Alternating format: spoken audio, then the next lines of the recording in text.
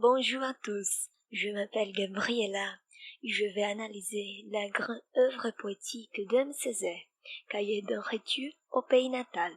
J'ai choisi d'analyser plus spécifiquement le thème de la négritude et de la prise de conscience de l'être noir présent dans l'œuvre. Avant d'entrer dans l'analyse du poème, il faut rencontrer Aimé Césaire, ce poète fantastique. Aimé Césaire était un écrivain, poète, intellectuel et politique qui est né en Martinique et qui a étudié à Paris. Là, il a eu des contacts avec des jeunes africains et à partir de ces contacts, Aimé Césaire et son ami guyanais Léon Gautran de Mar découvriront progressivement une partie épuisée de l'identité martiniquaise, la composante africaine, dont ils prennent progressivement conscience en même temps qu'émerge une forte conscience de la situation coloniale.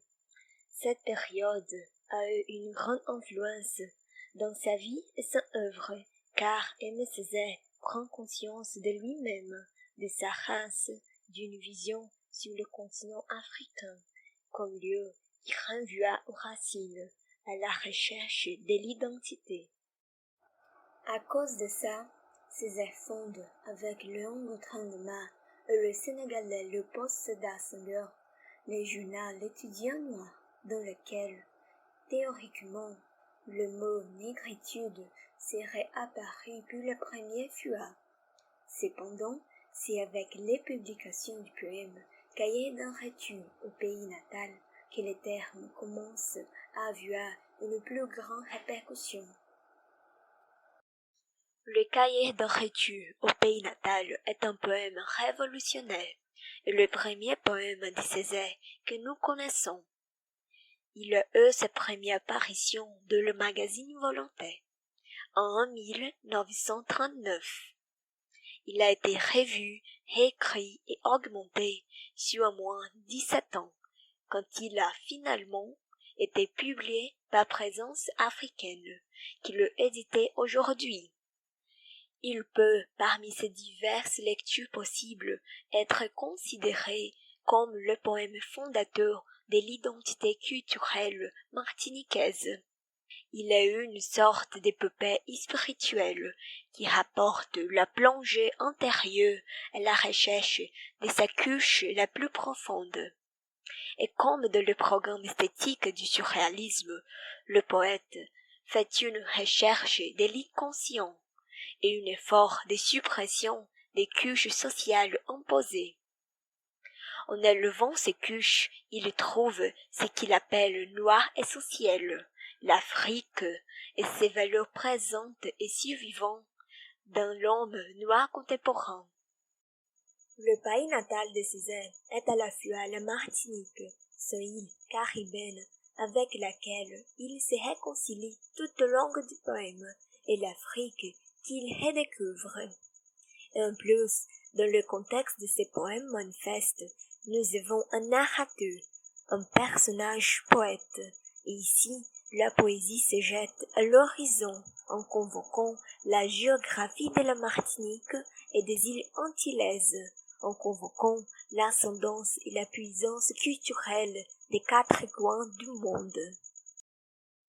La négritude est un concept forgé par Aimé Césaire en réaction à l'oppression culturelle du système colonial français qui visait à rejeter d'une part le projet français d'assimilation culturelle et d'autre part la dévalorisation de l'Afrique et de sa culture, des références que Césaire et ses collègues honoraient.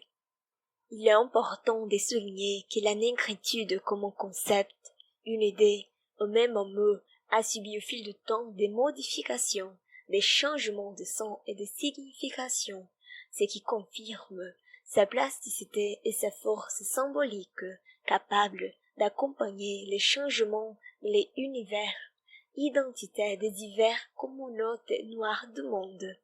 En outre, il est possible d'affirmer que la discrimination raciale peut être le point de départ pour la prise de conscience du noir et la revendication de la négritude.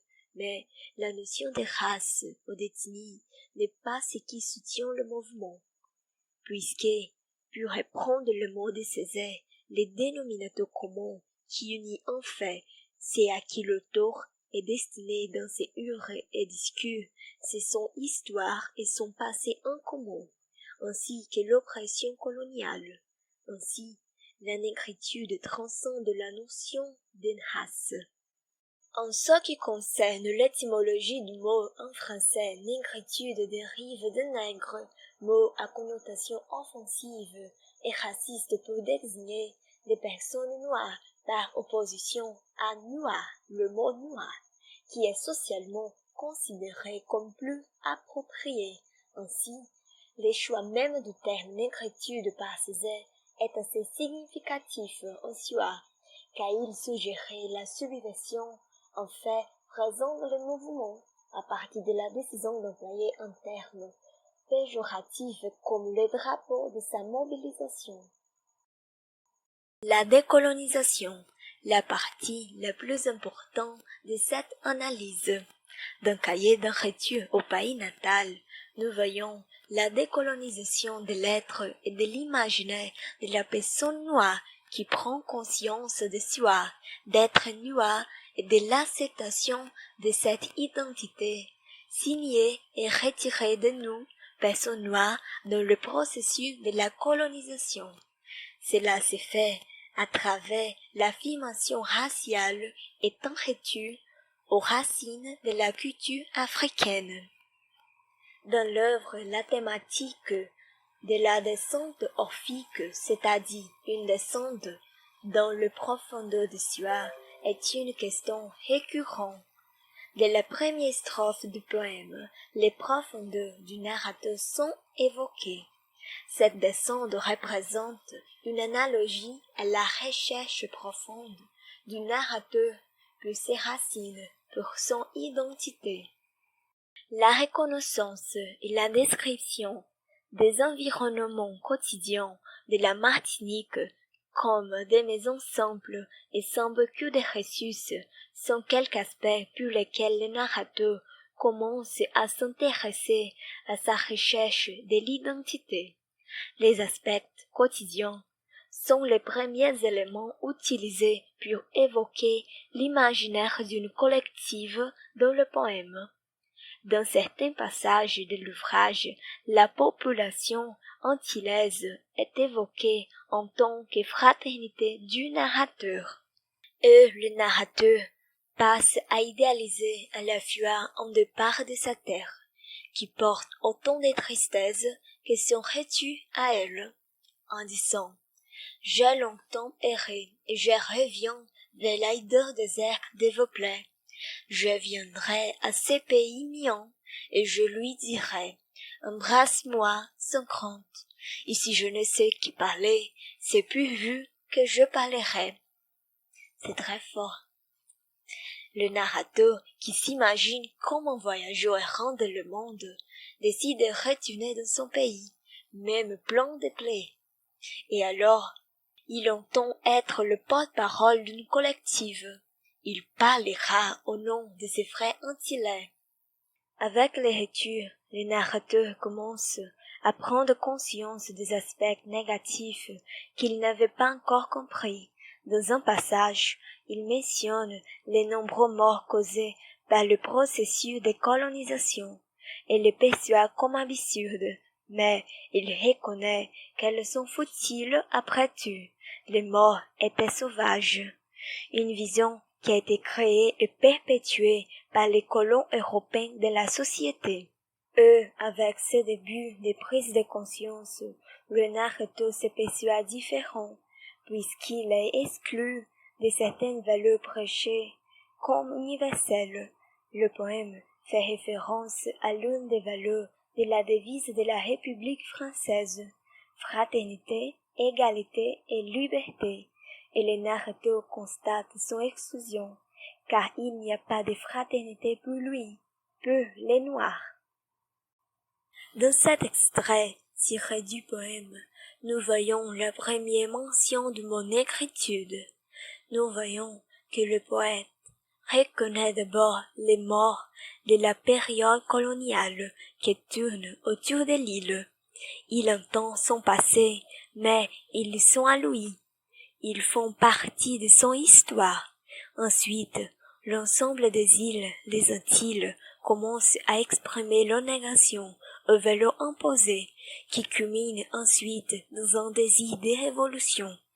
Cette révolution de l'île n'a certainement pas lieu au sol. Le narrateur annonce qu'elle n'est pas fermée et reconnaît la ressemblance entre elle, Guadeloupe et Haïti. Surtout, les narrateurs s'identifiaient et s'inspirent de la révolution haïtienne, où la négritude s'est mis début pour la première fois et dit qu'elle croyait à son humanité. Nous notons que les aspects auxquels le narrateur s'y réfère dans cette strophe, comme celui de la conscience de son histoire, du passé colonial, de sa race, et surtout, dans son des collectivités envers ses frères, avec lesquels il partage un passé d'oppression et de souffrance, sont les piliers de la négritude. Se dirigeant vers la fin de ce poème, qui est aussi un récit, un témoignage et un manifeste, le narrateur déclare enfin avoir accepté sa race. Après cette acceptation et l'alternance de dépression et des expansions tout au long du poème, le narrateur commence à exalter son peuple et sa race dans un mouvement d'expansion finale, comme on le voit dans les strophes en surbrillance avec l'image d'un Césaire. Et nous sommes, début maintenant, mon pays est muet, les chevaux dans le vent.